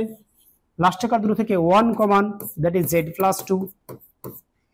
তাহলে হাফ ইন্টু ডিজেড বাই, এখানে কমন পড়ে আছে Z plus 2 into z plus 2 common নিয়ে নেওয়ার পরে এখানে পড়ে আছে জেড, এখানে পড়ে আছে প্লাস 1। তাহলে আমরা কি করেছি, প্রথমে যে ইন্টিগ্রেশনটা ছিল সেখানে সাবস্টিটিউশন পুট করে আমরা এই রকম আকারে তোমাদের সামনে প্রকাশ করতে পেরেছি। যখন এই রকম আকারটা চলে এলো তখন কয়েকটি বিশেষ আকারের অপেক্ষকের সমাকলে এই ধরনের টেকনিক আমরা করেছি। সেই পরিচিত টেকনিক দিয়ে এটাকে সমাধান করার চেষ্টা করব। সেটা কি বলেছিলাম, যে সাপোজ এটাকে 1 নম্বর নাম দিয়ে দিচ্ছি। তারপর আমরা এখন ইন্টিগ্রেশন করব কার, যে 1 by z plus 2 into z plus 1। এই যে let 1 by z plus 2 into z plus 1। এইটাকে আমরা কি করবো বলেছিলাম, খুব ভালো করে লক্ষ্য করো। এখানে দুটো উৎপাদক, প্রথম যে উৎপাদক তার পাওয়ার কিছু নেই মানে 1, দ্বিতীয় উৎপাদক এরও পাওয়ার কিছু নেই মানে 1, অর্থাৎ দুটো উৎপাদকেরই পাওয়ার 1 আছে। 1 নম্বর বৈশিষ্ট্য। 2 নম্বর বৈশিষ্ট্য কি, উৎপাদকগুলোর মধ্যে যে চলরাশি সেই চলরাশির পাওয়ার 1 আছে। এই দুই রকম বৈশিষ্ট্য যদি মেনটেন করে তখন আমরা বলেছিলাম যে সেটা ইকুয়াল টু ধরে নিতে হয় a বাই প্রথম উৎপাদকটা প্লাস b বাই দ্বিতীয় উৎপাদকটা। এবং এই জিনিসটা আমি তোমাদের অনেকবার করিয়েছি। তাহলে এইটাকে আমরা নাম্বার দিয়েছি সাপোজ 2। এবার কি করব, এই যে Z plus 2 into z plus 1 এটা দিয়ে প্রত্যেকটা পদকে গুণ করব। আচ্ছা লক্ষ্য করো, এই পুরোটাকে যদি Z plus 2 into z plus 1 দিয়ে গুণ করি, অর্থাৎ এইটা যদি আবার উপরে লিখে দিই তাহলে নিশ্চয়ই কেটে যাবে, তাহলে পড়ে থাকলো 1। এই পুরো জিনিসটা যদি উপরে লিখি, অর্থাৎ Z plus 2 into z plus 1 যদি উপরে লিখে দিই তাহলে জেড প্লাস 2 এর সাথে জেড প্লাস 2 কেটে যাবে, a ইন্টু জেড প্লাস 1। একই কাজ b ইন্টু এর উপরে যদি Z plus 2 into z plus 1 লিখি, জেড প্লাস 1 কেটে যাবে, তাহলে পড়ে থাকবে b ইন্টু জেড প্লাস 2। এরপর কি বলেছিলাম, আমাদের কাজ হবে জেড এর এমন একটা সুইটেবল ভ্যালু চুজ করা যাতে করে মানে a এবং b এই কনস্ট্যান্ট দুটোকে আমরা খুঁজে পাই। তাহলে আমরা কি করব বলেছিলাম, প্রথম উৎপাদকটাকে মনে মনে 0 করব। তাহলে z plus 2 is equal two 0, তাহলে z এর ভ্যালু কত -2, তাহলে বসাচ্ছি z ইজ ইকুয়াল টু -2। এটা যদি বসাই এই সমীকরণ উভয় পক্ষে তাহলে কি ঘটবে, এখানে তো z নেই, 1 আছে রেখে দিলাম, a ইন্টু জেড এর জায়গায় -2 প্লাস 1, আর এখানে জেড এর জায়গায় যদি -2 বসাই তাহলে পুরোটা 0 হয়ে যাবে, বুঝতে পারছো, তাই ওটা লেখার কোনো প্রয়োজন নেই। তাহলে ফাইনালি কি থাকলো, 1 is equal to a into -2 plus 1, তার মানে -1, তার মানে a into -1 minus a is equal to 1, therefore a is equal two পেয়ে গেলাম -1। এরপরে কি করব, a এর ভ্যালু বেরোলো, কিন্তু আরেকটা কনস্ট্যান্ট আছে b, তারও ভ্যালু বের করবো একই রকম পদ্ধতি অবলম্বন করে। সেটা কি, তো এবার দ্বিতীয় উৎপাদকটাকে মনে মনে 0 করব। দ্বিতীয় উৎপাদক অর্থাৎ z প্লাস 1 সমান 0, তাহলে z ইজ ইকুয়াল টু হলো -1, তাহলে z ইজ ইকুয়াল টু -1 এখানে বসাবো। লক্ষ্য করো, তাহলে এখানে পড়ে আছে 1, এখানে z এর ভ্যালু যদি -1 বসিয়ে দিই, -1 প্লাস 1 0 হয়ে গেল, তাহলে ওইটা লেখার কোনো প্রয়োজন নেই। b ইন্টু z এর জায়গায় -1 প্লাস 2, তাহলে 1 ইজ ইকুয়াল টু কি পড়ে থাকলো, b ইন্টু -1 প্লাস 2, অর্থাৎ 2 থেকে 1 বাদ দিলে 1, তার মানে পড়ে থাকলো b ইন্টু 1, মানে b ইজ ইকুয়াল টু 1। তাহলে a আর b এর ভ্যালু পেয়ে গেছি, আমরা এই ভ্যালু দুটো 2 নম্বর সমীকরণে বসিয়ে দেবো। লিখছি 2 থেকে পাই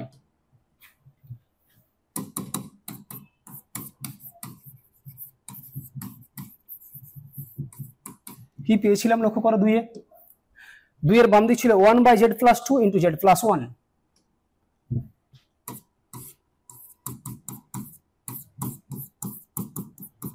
is equal to a by z plus 2, a এর ভ্যালু -1, b এর ভ্যালু হচ্ছে 1, তাহলে -1 by z plus 2 plus 1 by z plus 1। তারপরে কি করে বলেছিলাম, উভয় পক্ষে ইন্টিগ্রেশন চিহ্ন এবং dz নিয়ে নেব, is equal to -1 by z plus 2 into dz plus 1 by z plus 1 into dz, অর্থাৎ উভয় পক্ষে ইন্টিগ্রেশন চিহ্ন এবং dz নিয়ে নিয়েছি। এরপর এর ইন্টিগ্রেশন করতে পারবো, লক্ষ্য করো মাইনাসটা বাইরে বেরিয়ে গেল। z প্লাস 2 এর ডেরিভেটিভ যদি করি, z এর ডেরিভেটিভ 1, 2 এর ডেরিভেটিভ 0, তাহলে 1 প্লাস 0 মানে 1, অর্থাৎ নিচেরটা ডেরিভেটিভ করে উপরেরটা পাচ্ছি, তাহলে তার ইন্টিগ্রেশন বলেছিলাম লগ মড নিচেরটা। একই রকম এটার ডেরিভেটিভ করলে আমরা উপরের অংশটা পেয়ে যাব, তাহলে তার ইন্টিগ্রেশন হচ্ছে log mod z plus 1 plus সবশেষে কি c। তাহলে এর ইন্টিগ্রেশনটা পেলাম। আমরা কার ইন্টিগ্রেশন করতে চাইছি, আমরা এই যে 1 নম্বরটার ইন্টিগ্রেশন করতে চাইছি, তাহলে এইটুকু পেয়ে গেছি, তার সাথে তো কি হাফ গুণ আছে, তাহলে প্রদত্ত সমাকলন সমান হাফ ইন্টু এটা, তাহলে লিখছি অতএব প্রদত্ত সমাকলন বা সমাকল সমান হাফ ইন্টু কি ছিল, এই যে এটা 1 by z plus 2 into z plus 1 dz, তার মানে এই টোটালটাকে হাফ দিয়ে গুণ করে দেবো, তাহলে হাফ দিয়ে যদি গুণ করি -1/2 log mod z plus 2 plus half log mod z plus 1 plus কত c, অর্থাৎ হাফ দিয়ে গুণ করে দিয়েছি। এবার লক্ষ্য করো আমরা z দিয়ে অ্যান্সারটা পেয়েছি, কিন্তু অরিজিনাল প্রশ্নটা কি z দিয়েছিল না, তাহলে অরিজিনাল প্রশ্ন যে ভেরিয়েবল দিয়েছিল আমাদেরকে সেই ভেরিয়েবলে ফিরে যেতে হবে, অর্থাৎ z এর ভ্যালুটা বসিয়ে দেবো -1/2 লগ, z এর জায়গায় কি ধরেছিলাম লক্ষ্য করো, z ইজ ইকুয়াল টু ছিল x², সেই ভ্যালুটা বসিয়ে দেবো, তাহলে x² plus 2 plus half log x² plus 1 plus কত c। এই তো আমাদের অ্যান্সার কমপ্লিট হয়ে গেছে। লক্ষ্য করো একেবারে গতানুগতিক যে পদ্ধতি, যে পদ্ধতিগুলো আমরা চ্যাপ্টার শুরু করাকালীন কিংবা প্রতিদিন আলোচনা শুরু করাকালীন আমি তোমাদের সামনে বিস্তারিত ব্যাখ্যা করেছি, মিসলেনিয়াস প্রবলেমস করাকালীন শুধুমাত্র সেই প্রবলেমস, সেই টেকনিকগুলো, সেই ফর্মুলাগুলো কি করে আবার নতুন করে প্রয়োগ করতে হয় সেই জিনিসটা দেখানোর চেষ্টা করা হচ্ছে। আশা করি ব্যাপারটা পুরো ক্লিয়ার হয়েছে তোমাদের সামনে। এরপরে নেক্সট একটা প্রবলেম আবার নিয়ে এসেছি তোমাদের কাছে, সেটা কি x² dx by x⁴ plus x² - 6। এটা যতগুলো অঙ্ক করেছি তার মধ্যে সবচেয়ে এক্সেপশনাল টাইপের অঙ্ক, সুতরাং এই অঙ্কটা অত্যন্ত অ্যাটেনশনালি দেখার চেষ্টা করো। যদি অ্যাটেনশন ঠিক না থাকে তাহলে কখনোই কিন্তু আমরা এই ধরনের প্রবলেমসের সমাধান করতে পারবো না। অ্যাটেনশনটা আমাদেরকে বজায় রাখতে হবে, এবং যে কোনো কাজ, যে কোনো কঠিন কাজ, যে কোনো নতুন কাজ শেখার প্রধান যেটা মাধ্যম, সেই মাধ্যমটাই হচ্ছে অ্যাটেনশন। আশা করি ব্যাপারটা ক্লিয়ার হচ্ছে। তোমাদেরকে একটা জাস্ট মানে ঐতিহাসিক ঘটনার কথা তুলে ধরি, তাহলে ব্যাপারটা বুঝতে পারবে। একদিন একজন মাস্টারমশাই ক্লাসের মধ্যে মানে ম্যাথামেটিক্স ক্লাসে আলোচনা করছেন যে যে কোনো সংখ্যাকে যদি সেই সংখ্যা দিয়ে ভাগ করা যায়, কি বললাম আবার বলছি, ম্যাথামেটিক্সের স্যার ম্যাথামেটিক্সের ক্লাস চলাকালীন হঠাৎ করে একটা প্রসঙ্গ তিনি টেনে এনেছেন যে কোন সংখ্যাকে যদি সেই সংখ্যা দিয়ে ভাগ করা যায় তাহলে ভাগফল সর্বদাই 1 হবে। কে বলছেন? ওই ম্যাথামেটিক্সের স্যারটা বলছেন। তিনার ক্লাস চলাকালীন কোনো একটা প্রসঙ্গকে উল্লেখ করার সময় যে কোনো সংখ্যাকে সেই সংখ্যা দিয়ে ভাগ করলে সেই ভাগফলটা কত হয় না, তো 1 হয়। এবার ঘটনাটা লক্ষ্য করো, এটা সকলের কাছে আমাদের কাছে খুব মানে কি বলবো, খুব সহজ একটা কনসেপ্ট যে 2কে যদি 2 দিয়ে ভাগ করি 1 হবেই, 5কে 5 দিয়ে ভাগ করলে 1 হবেই। ক্লাসের মধ্যে একেবারে ভরপুর স্টুডেন্টস, সমস্ত স্টুডেন্টস সেটাকে মেনে নিলেও, সমস্ত স্টুডেন্টস এটাকে মানে সহজ বলে মনে করলেও, ওর মধ্যে থেকে একটা স্টুডেন্টস যে ব্যতিক্রমী স্টুডেন্টস, যে অত্যন্ত অ্যাটেনশনালি, অত্যন্ত গভীরভাবে সেটাকে নিরীক্ষণ করার চেষ্টা করলো। যে অ্যাটেনশনটার কথা আমি তোমাদের সামনে বারবার বলছি যে অ্যাটেনশনটা পে করো, তাহলে তোমাদের মধ্যে থেকে নতুন নতুন ক্রিয়েটিভিটি বেরিয়ে আসবে। হঠাৎ করে ক্লাসের মধ্যেকার একটা স্টুডেন্টস দাঁড়িয়ে বললো যে স্যার, আপনি যে কথাটা বললেন এই কথাটা কি সর্বদাই সত্য? বলছে হ্যাঁ। ম্যাথামেটিক্স স্যার বলছেন যে হ্যাঁ। তখন তিনি বললেন আচ্ছা স্যার, যদি 0কে 0 দিয়ে ভাগ করা যায় তবেও কি 1 হবে?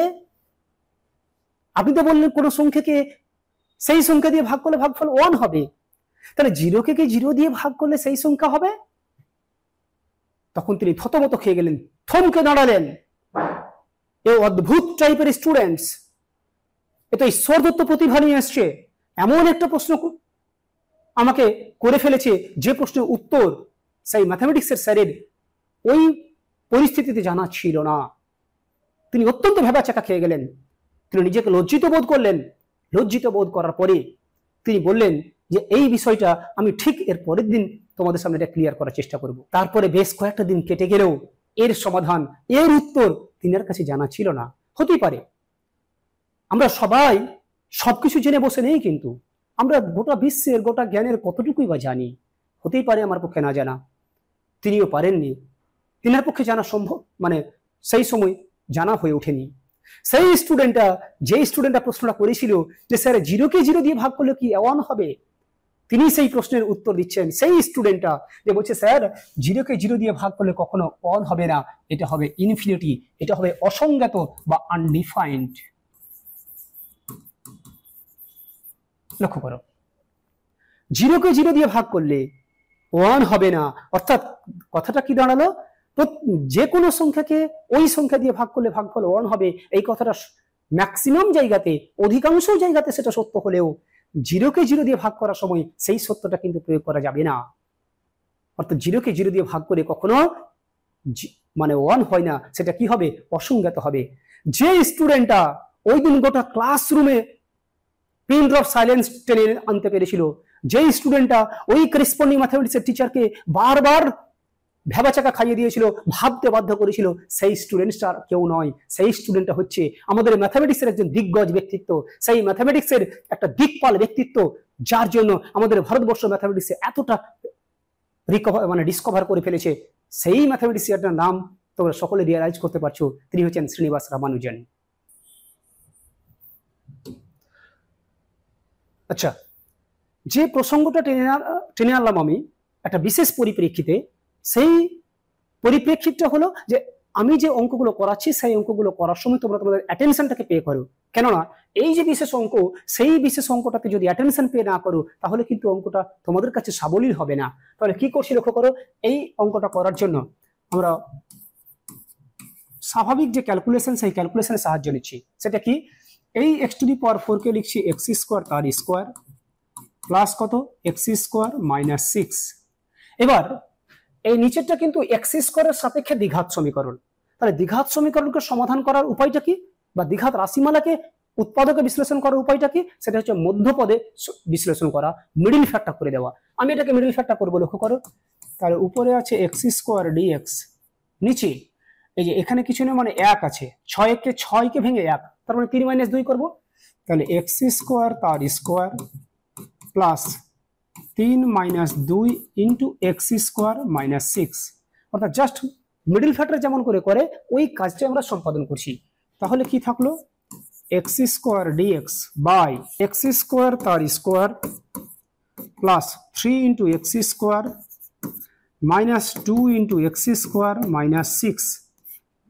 তাহলে এক্স স্কোয়ার ডিএক্স বাই, প্রথম দূর থেকে লক্ষ্য করো আমরা এক্স স্কোয়ার কমন নিতে পারবো। তাহলে এখানে এক্স স্কোয়ার তার তো স্কোয়ার ছিল, তাহলে একটা এক্স স্কোয়ার কমন নিলে আরো এক্স স্কোয়ার পড়ে থাকবে প্লাস 3। লাস্টের কার দুটো থেকে যদি -2 কমন নিয়ে নিই, এক্স স্কোয়ার প্লাস 3 পড়ে থাকবে। তাহলে কি পড়ে থাকলো লক্ষ্য করো, উপরে এক্স স্কোয়ার ডিএক্স যেমন ছিল রেখে দিলাম, নিচে এক্স স্কোয়ার প্লাস 3 এখানেও আছে এখানেও আছে, তাহলে এক্স স্কোয়ার প্লাস 3 আমরা কমন নিয়ে নিলাম, তাহলে পড়ে থাকবে এক্স স্কোয়ার মাইনাস 2। তাহলে উপরে এক্স স্কোয়ার আর নিচে x square plus 3 into x square minus 2 এটা পড়ে থাকলো। আচ্ছা, এবার কি করছি লক্ষ্য করো, এই যে উপরে এক্স স্কোয়ার নিচে x square plus 3 into x square minus 2, এইটার আমরা ইন্টিগ্রেশন করব এই চ্যাপ্টারে যে পদ্ধতিটা আলোচনা করেছিলাম, কিংবা এর আগের অঙ্কটা যে পদ্ধতি অবলম্বন করে করলাম সেই পদ্ধতি মোতাবেক। সেটা কি, যে আমরা কি করছি লক্ষ্য করো, যে এখন x square by x square plus 3 into x square minus 2, এইটা আমরা সমাধান করছি। কিরকম ভাবে লক্ষ্য করো, এই সমাধানটা করার জন্য প্রথমে আমরা একটা টেকনিক প্রয়োগ করে দিই, সেটা হলো এক্স স্কোয়ারের পরিবর্তে আমরা কাজটাকে সহজ করার জন্য জেড ধরে নিলাম। তাহলে জেড বাই এটা হবে জেড প্লাস 3 ইন্টু পড়ে থাকলো জেড মাইনাস 2, অর্থাৎ এইটাকে ধরে নিচ্ছি। এই জিনিসটাই লিখেছি, কিন্তু এক্স স্কোয়ার না লিখে আমরা জেড দিয়ে লিখছি, তাহলে আমাদের কাজটা সুবিধা হবে। তাহলে এইটা ইকুয়াল টু আমরা সাধারণত কি ধরতে অভ্যস্ত সেটা লক্ষ্য করো, আমরা যে নিচে দুটো উৎপাদক দেখতে পাচ্ছি, এই উৎপাদক দুটোর পাওয়ার 1 আছে, প্রথম বৈশিষ্ট্য। দ্বিতীয় বৈশিষ্ট্য হলো উৎপাদকগুলোতেও আবার চলরাশির পাওয়ারটা কত আছে, 1 আছে। তাহলে একটু আগে যে টেকনিকটা প্রয়োগ করলাম সেটা কি, এ বাই প্রথমটা z plus 3 plus B by z minus 2। তাহলে এবার কি করব, এটাকে আমরা 1 নম্বর সমীকরণ দিয়ে চিহ্নিত করলাম। তারপরের কাজ আমরা যদি খুব ভালো করে লক্ষ্য করি, সেটা কি, যে এই যে নিচে উৎপাদকটা রয়েছে সেই নিচেরটা দিয়ে পুরো রাশিমালাটাকে গুণ করে দেব। তাহলে এখন তোমরাই বলো দেখি, এই টোটাল জিনিসটা যদি উপরেও লিখি তাহলে উপরেরটার সাথে নিচেরটা কেটে যাবে, তাহলে কি পড়ে থাকবে, জেড পড়ে থাকবে। তাহলে তাই করছি আমরা, therefore z is equal to, এবার এই পুরো জিনিসটা অর্থাৎ নিচের Z plus 3 into Z minus 2 উৎপাদক দুটো যদি উপরে লিখে দিই, তাহলে জেড প্লাস 3 এর সাথে জেড প্লাস 3 কেটে গেল, পড়ে থাকবে z minus 2 plus b into, আবার একই কথা কন্টিনিউ যদি করি, এই পুরো জিনিসটা যদি উপরে লিখে দিই, জেড মাইনাস 2 কেটে যাবে, তাহলে জেড প্লাস 3টা উপরে পড়ে থাকবে, তাহলে বি ইন্টু জেড প্লাস 3। এবার আমরা জেড এর ভ্যালু বসাতে শুরু করব। জেড এর কোন ভ্যালুগুলো বসাবো সেটাও টেকনিক বলেছি। এটাকে মনে মনে 0 করব, তাহলে জেড এর ভ্যালু পাবো -3। এটাকে মনে মনে 0 করব, জেড এর ভ্যালু পাবো 2। তাহলে প্রথমে জেড এর ভ্যালু -3 বসাচ্ছি, জেড ইজ ইকুয়াল টু -3। তাহলে জেড এর জায়গায় -3 বসিয়ে দিলাম, a ইন্টু -3 -2। এখানে -3 বসালে -3 প্লাস 3 0 হয়ে যাবে, তাই ওখানে বসানোর কোনো প্রয়োজন নেই। তাহলে কি পড়ে থাকলো লক্ষ্য করো, -3 -2 মানে -5a ইজ ইকুয়াল টু কত, -3। বোথ সাইডে মাইনাস মাইনাস কেটে গেল, তার মানে a এর মান পেয়ে গেলাম কত, 3/5। আবার z এর ভ্যালু কত বসাবো বললাম না, তো 2। z এর ভ্যালু 2 বসালে 2 ইজ ইকুয়াল টু, এখানে 2 বসিয়ে দিলে 2 - 2 মানে 0, তাহলে এটা লেখার দরকার নেই। b ইন্টু z এর জায়গায় কত বসাবো বললাম, 2 প্লাস 3। তাহলে পড়ে থাকলো 2 প্লাস 3 মানে 5b ইজ ইকুয়াল টু হলো 2, therefore b is equal two পেয়ে গেলাম 2/5। ব্যাস, a আর b এর ভ্যালু আমরা পেয়ে গেছি। এবার আমরা ওইখানে বসাচ্ছি, লক্ষ্য করো, therefore কি ছিল, এই যে z by z plus 3 into z minus 2, z by z plus 3 into z minus 2, এটা ইজ ইকুয়াল টু ছিল a বাই, এর মান কত, 3/5 বাই প্রথমটা মানে z plus 3 plus B by মানে 2/5 বাই জেড মাইনাস 2। এই যে এ আর বি এর ভ্যালু আমরা পেয়ে গেছি। এরপর কি, আমরা তো অঙ্কটা জেড ধরেছিলাম আমাদের ক্যালকুলেশনের সুবিধার জন্য, এবার জেড এর ভ্যালুটা বসিয়ে দেবো। দেয়ারফর জেড এর জায়গায় x square by x square plus 3 into x square minus 2 is equal to এখানে 3/5 বাই জেড এর জায়গায় এক্স স্কোয়ার প্লাস 3 প্লাস 2/5 নিচে এক্স স্কোয়ার মাইনাস 2। এবার এরই তো ইন্টিগ্রেশন আমাদের দরকার, কেননা লিখে আছে, লক্ষ্য করো, এই যে x square by x square plus 3 into x square minus 2, এরই তো ইন্টিগ্রেশন দরকার। তাহলে এই পুরো জিনিসটা আমরা পেয়ে গেছি, যে লক্ষ্য করো x square by x square plus 3 into x square minus 2। এবার বোথ সাইডে আমরা ইন্টিগ্রেশন চিহ্ন এবং ডিএক্স নিয়ে নেব, তাহলেই আমাদের কাজটা কমপ্লিট হয়ে যাবে।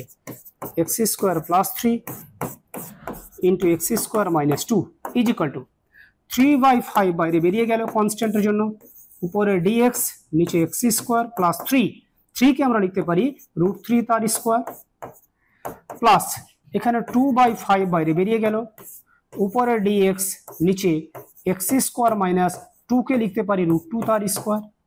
ফর্মুলা মতো করে ফেলার চেষ্টা করেছি। এবার আমরা এদিকে চলে আসছি, লক্ষ্য করো, আচ্ছা এই ইকুয়াল থেকে এখানে ইকুয়াল চলে এলাম, 3/5 ইন্টু এখানে ফর্মুলা পড়ে আছে 1/x square plus a square. Car formula সেটা তোমরা জানো, পরিবর্তন পদ্ধতিতে শিখেছো, সেটা হচ্ছে 1/a। a মানে কত, এই যে √3 tan inverse x by a, x by √3। প্রথমটা ফর্মুলা ফেলা হয়ে গেল। তারপর প্লাস 2/5 ইন্টু এখানেও ফর্মুলা প্রয়োগ করা যাবে 1/x square minus a square. এই ফর্মুলাটাও পরিবর্তন পদ্ধতিতে শিখেছো, সেটা কি 1/2a, a মানে √2 log mod x minus a, অর্থাৎ x minus √2 by x plus √2 plus সবশেষে একটা c। তাহলে দুটোই ফর্মুলা আমরা ফেলেছি পরিবর্তন পদ্ধতি থেকে। সেই ফর্মুলা দুটো যদি সঠিকভাবে আমরা মুখস্থ করে রাখতে পারি, তাহলে প্রয়োগও করতে পারবো, এর ফলে আমাদের ক্যালকুলেশনটা একেবারে নিখুঁত দেখাবে। এবার লক্ষ্য করো, এই √3 দিয়ে যদি 3 কে কাটি, তাহলে এখানে √3 পড়ে থাকবে। তাহলে উপরে থাকলো কি √3, নিচে পড়ে আছে 5 tan ইনভার্স x বাই √3। তারপর এই 2 কেটে গেল, তাহলে পড়ে থাকলো plus 1/5 √2 log mod x minus √2 by x plus √2 সবশেষে একটা c।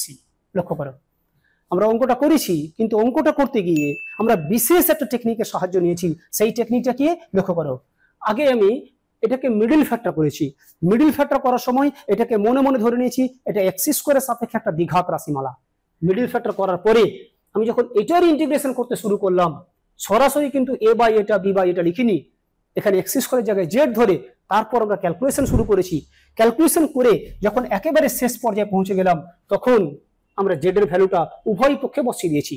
যেই উভয় পক্ষে বসিয়ে দিয়েছি, তখন আমি বোথ সাইড ইন্টিগ্রেশন আর ডিএক্স চিহ্ন নেওয়ার পরে ইন্টিগ্রেশনটা কাজ সমাধান করেছি। তাহলে তোমরা যদি বিশেষ সতর্কতা অবলম্বন করে অঙ্কটা করো, তাহলে অবশ্যই করতে পারবে, আদারওয়াইজ পরীক্ষার সময় তোমরা আটকে যাবে। এরপরে আজকের মতো লাস্ট একটা প্রবলেম দেখিয়ে তোমাদের কাছ থেকে আমি বিদায় নেওয়ার চেষ্টা করব। সেটা কি, cos x minus sin x by √sin 2x। এই অঙ্কটা যে টেকনিক দিয়ে করাবো, সেই টেকনিক দিয়ে আজকে একটা অঙ্ক করেছি, তাই তোমাদের পক্ষে এটা ভালো লাগবে। এখানে একটা dx ছিল, সেটা লিখে দিলাম। cos x minus sin x by রুটের ভিতরে আমি কি লিখতে পারছি ভালো করে লক্ষ্য করিও, sin x প্লাস cos x তার স্কোয়ার মাইনাস 1 ইন্টু ডিএক্স। এই যে লক্ষ্য করো, a প্লাস বি তার স্কোয়ার, এর ফর্মুলাটা যদি আমরা ফেলি তাহলে কি দাঁড়াবে সেটা আমি রাফে করে দেখাচ্ছি। লক্ষ্য করো, a স্কোয়ার মানে sin square x plus 2ab 2 sin x cos x plus b square মানে cos স্কোয়ার x মাইনাস 1 ছিল, রেখে দিলাম। এই যে sin স্কোয়ার x প্লাস cos স্কোয়ার x এর ভ্যালু আমরা মাধ্যমিক থেকে শিখে আসি, সেটা কি না তো 1 plus 2 sin x cos x, এটা ক্লাস 11 গণিতক কোন চ্যাপ্টারে শিখেছি, sin 2x মাইনাস 1, 1 যদি কেটে যায় তাহলে পড়ে থাকলো sin 2x। তাহলে লক্ষ্য করো আমরা sin 2x এর জায়গাতে যেটা লিখেছি সেটা কিন্তু sin 2x এর সাথে সমান, এটা কোনো কিছু ভুল আমরা লিখিনি।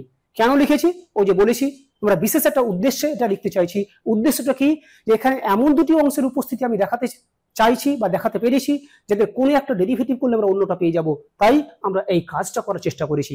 লক্ষ্য করো রুটের ভিতরে ব্র্যাকেটের মিডিলে যে অংশটা আছে সেটাকে আমরা জেড ধরে নেব। লিখছি লেট sin x প্লাস cos x সমান জেড, ডেরিভেটিভ করছি উইথ রেসপেক্ট টু x,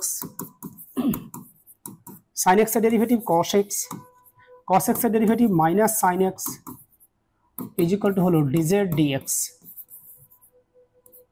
এবার উপরটার দিকে যদি তাকাই ওখানে আছে, হ্যাঁ পুরোপুরি মিলে গেছে। লক্ষ্য করো sin x এর derivative cos x minus sin x, তাহলে কোনাকুনি গুণ করে দেব cos x minus sin x, এই dx টা এখানে নিয়ে চলে এলাম ইজ ইকুয়াল টু হয়ে গেল dz।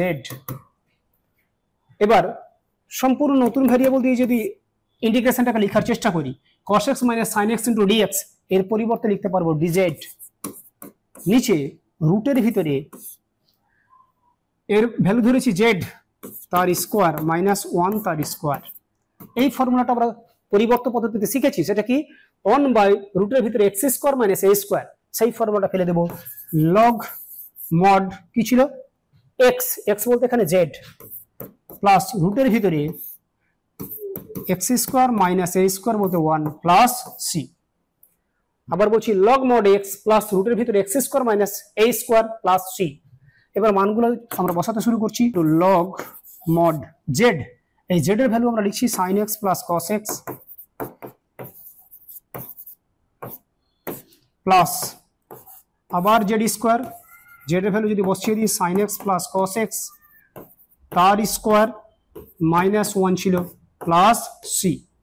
এরকম রেখে দিতে পারো, অথবা ক্যালকুলেশন যেহেতু করা যাবে আরো একটু ক্যালকুলেশন করে একেবারে সিম্পলেস্ট ফর্মে নিয়ে আসার চেষ্টা করো। sin x প্লাস cos x রুটের ভিতরে একটু ধ্যান দাও, তাহলে এটা খুব সহজে বুঝতে পারবে, না হলে 2-3 লাইন আরো ক্যালকুলেশনের প্রয়োজন হয়ে যাবে। sin x প্লাস cos x তার স্কোয়ার, এই যে sin x প্লাস cos x তার স্কোয়ার মাইনাস 1, অর্থাৎ এইটার সাথে এইটা পুরোটা মিলে গেছে। তাহলে এই পুরোটা মানেই তো আমরা ক্যালকুলেশন করে দেখিয়েছি sin 2x, কিংবা এই পুরোটা মানেই তো আমি পেয়েছিলাম এই sin 2x। তাহলে আমি এইটাকে আবার এই অনুযায়ী না ভেঙে যদি একটু আমরা সতর্ক দৃষ্টি রাখি যে এইটা কার সাথে মিলেছে, না তো এইটার সাথে মিলে গেছে, তাহলে এইটা কোত্থেকে পেয়েছি, sin 2x থেকে পেয়েছি। তাহলে এর পরিবর্তে আমরা যদি sin 2x লিখে দিই তাহলে 2 লাইন ক্যালকুলেশন কমে গেল, অর্থাৎ আমাকে এই কাজটুকু নতুন করে করে দেখানোর প্রয়োজন হলো না, সরাসরি রুট sin 2x লিখে দিয়েছি। আশা করি ব্যাপারটা বুঝতে পেরেছো। একটু যদি চালাকি করি, আমরা যদি সতর্কতা অবলম্বন করি, তাহলে অনেক লাইন আমরা স্কিপ করে খুব সহজেই সঠিক সমাধানটা আমরা নিয়ে আসতে পারবো। আশা করি পুরো বিষয়টা ক্লিয়ার হয়েছে। আমরা লাস্ট কয়েকটা পর্ব ধরে যে কয়েকটি বিশেষ আকারে অপেক্ষক সমাকল চ্যাপ্টার কন্টিনিউ করছিলাম, প্রত্যেকটা পর্বে আমরা কিছু টেকনিক এবং তার দৃষ্টান্ত দেখিয়েছি, কিন্তু আজকের যে পর্ব সেই পর্বে শুধুমাত্র প্রত্যেকটা পর্বে আলোচিত ফর্মুলা এবং টেকনিকের কম্বিনেশন দিয়ে আমি মিসলেনিয়াস প্রবলেমসগুলোকে সাজানোর চেষ্টা করেছি। এই 1 নম্বর উদ্দেশ্য। 2 নম্বর উদ্দেশ্য হলো আমি এমন কিছু প্রবলেম আজকে ইন্ট্রোডিউস করেছি যে প্রবলেমগুলো পরীক্ষার জন্য নেহাতি ইম্পর্ট্যান্ট। এই দুটো উদ্দেশ্যকে সাধিত করে আমি আজকের পর্বটা কন্টিনিউ করেছিলাম। তবে যাই হোক, প্রবলেমসটার মধ্য দিয়ে আজকের পর্ব থেকে তো বিদায় নেব বটেই, একই সঙ্গে আমরা যে চ্যাপ্টারটা কন্টিনিউ করছিলাম সেই চ্যাপ্টার থেকে একেবারে আমি বিদায় নেওয়ার চেষ্টা করছি। তবে জেনে রেখো, এইটুকুর মধ্য দিয়ে আমি পুরো চ্যাপ্টারটাকে সম্পূর্ণ করে দিয়েছি। তোমরা বাড়িতে রীতিমতো করে প্র্যাকটিস করো, যে পদ্ধতিতে প্র্যাকটিস করার কথা আমি আজকে তোমাদের সামনে গল্পের মাধ্যমে শেয়ার করেছি, তাহলেই তোমাদের কাছে সমস্ত ইন্টিগ্রেশনের অঙ্ক ক্লিয়ার হয়ে যাবে। এরপরে আমি তোমাদেরকে সেই চ্যাপ্টারে নিয়ে যাব যে চ্যাপ্টারটার জন্য আমরা অধীর আগ্রহে অপেক্ষা করে আছি, যে চ্যাপ্টারটা না করলে ইন্টিগ্রেশনটা সম্পূর্ণতা পায় না, সেই চ্যাপ্টার অর্থাৎ নির্দিষ্ট সমাকলে আমি তোমাদের নিয়ে যাওয়ার চেষ্টা করব। তার আগে আমরা ইন্টিগ্রেশনের যে সমস্ত চ্যাপ্টারগুলি শেষ করলাম, সমস্ত চ্যাপ্টার আলোচিত ফর্মুলা এবং টেকনিকগুলো সুন্দরভাবে একবার দেখে নিয়ে পরের পর্বের জন্য পরের চ্যাপ্টারের জন্য আমরা অধীর আগ্রহে মুখিয়ে থাকবো এই আশা ও ভরসা রেখে এবং সকলের মানসিক ও শারীরিক সুস্থতা কামনা করে আমি এখানে শেষ করছি।